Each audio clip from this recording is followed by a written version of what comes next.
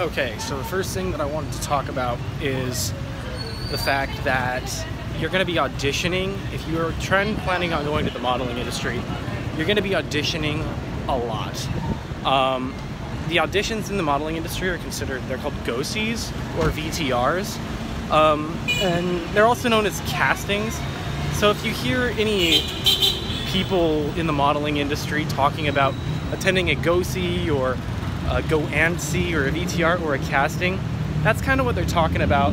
They're talking about just going to a place where everybody is doing their auditions and you won't even see the client there, you won't even know who the client is, and you'll know what the product is, and that's about it. Everybody has to audition a lot. I'm talking about a lot. So, for example, when I first got into the modeling industry, one of the people I met when I was at a final casting was telling me about how his batting average in terms of getting the job to trying out for the job was maybe like 10 in 100. And I would have to say that that's probably a fair assessment. I might have a little higher success rate than that, but it's a pretty good number. You're gonna see most people at like they're gonna be auditioning for 100 projects, and they might get 10 or 15 of them if they're lucky. So if you're really concerned about having a rolling income, a lot of work coming in, that's gonna be really, really difficult for you. And if you don't have the time, or you feel like, oh, I can't make these auditions or any of this, I'm afraid that modeling may not be for you, because it's auditions all the time, everywhere, non-stop, it's constant. So the second part about these auditions is that even though they have a fairly standardized, like, this is what you're going to do when you come here, everybody kind of has an idea of what's going on once they get there. They sign in, they do the same thing over and over again, all that different stuff. They're gonna ask you to do different things to show that you can act and that you can, you know, basically sell the product well. It can get a little tricky if you have like stage fright. So I encourage anybody who is unsure or they're very nervous about auditions, they don't want to do them, to kindly and quickly get over that fear, because that will cripple you in this industry. And it's very, very important that you go to every audition that you can, because a lot of people think that they're going to go to like 3 auditions and they're going to get like 2 projects out of those 3, and that's not how it works at all. That's not how it works at all. The second thing I wanted to talk about was the agencies. So everybody's really concerned about like finding a good modeling agency that they're able to go model at, or finding a good acting agency that they're able to act with. And you know, it's a harsh reality, but not all agencies are created equal, and some agencies will be a lot better at providing you with work than others. But here's the thing, is like, if you thought that it would be easy for you because you have traditionally good looks, or you're tall, or whatever is your sort of go-in into the modeling world,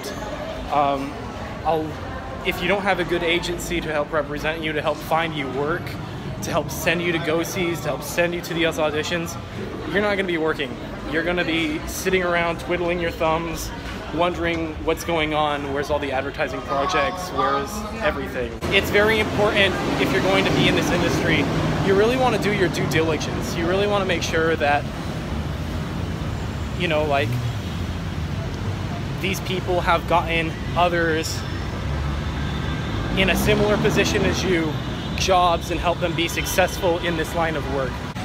Which leads me into my last point, which is money. So people think that in the modeling industry, models are just swimming in boatloads and boatloads of cash. And that's not true either. There's a lot of talent that comes from abroad. Modeling is a worldwide profession, so people from Brazil, people from Australia, people from the UK, the US, people from other parts of Southeast Asia, they're all trying to go for the same parts, the same roles. They're competing with the native Filipinos for these jobs.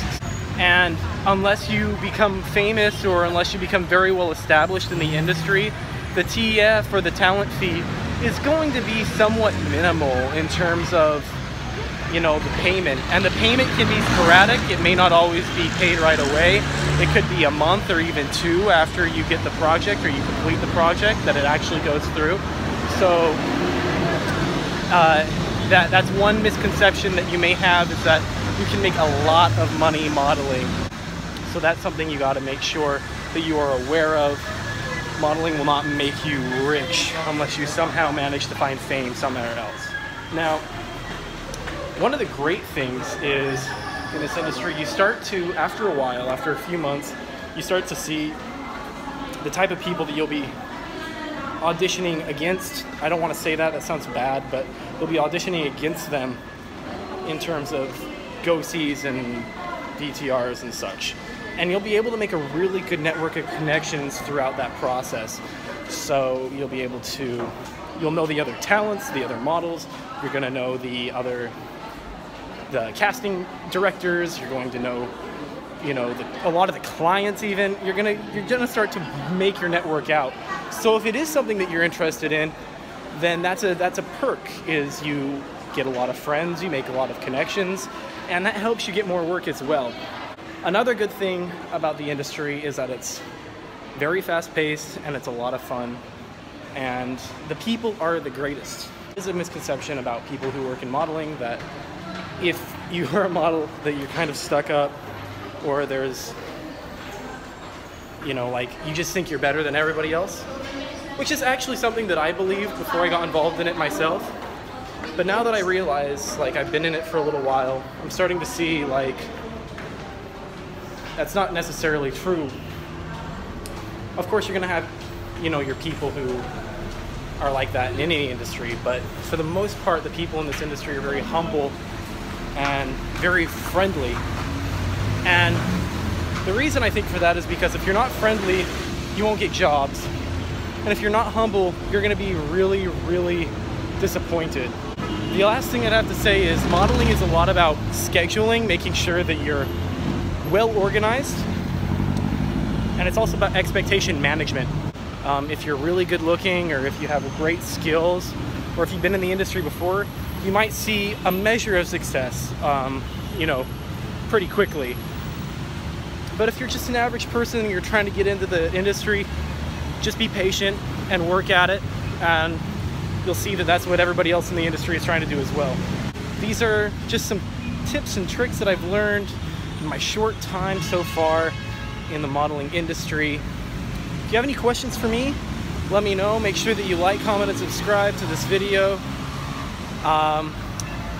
If you haven't seen any of my other videos, make sure you check those out. If you were wondering where I was doing collaborations with a Filipino vlogger here. His name is Luke Bowers. Check out his YouTube channel, and I will see you all in the next one. Peace, guys.